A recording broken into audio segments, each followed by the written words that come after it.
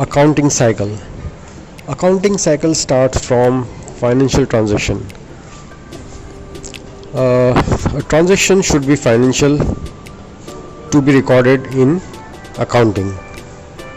Number 2 is recording that financial transaction into the books of accounts, that is journal entries. That is, one account is debited and the other one account is credited.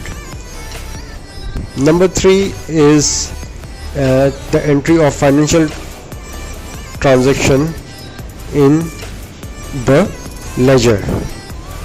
So the ledger are secondary books of accounts, and the balance from the ledger is transferred to trial balance. So the fourth step is preparing trial balance. Trial balance should be tally, that is, debits and credits in the trial balance should be equal. If both of these are not equal, means if there is any discrepancy in the in debit and credit, then it means that the correction is required before going ahead. So when the trial balance is balanced,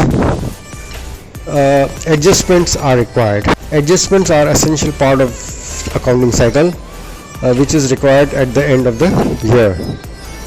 And then, as the trial balance was already prepared, but after adjustment, an adjusted trial balance is prepared.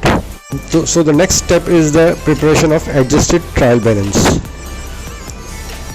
After adjusted trial balance, recognizing accounts which are revenue in nature and those which are capital in nature.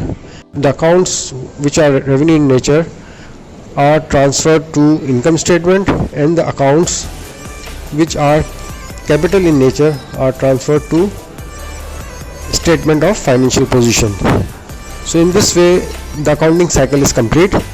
Now the books of accounts are closed, that is, income and expenses are closed to profit and loss account, and assets, liabilities and capital of this reporting period is carried forward to the next reporting period, and this cycle continues.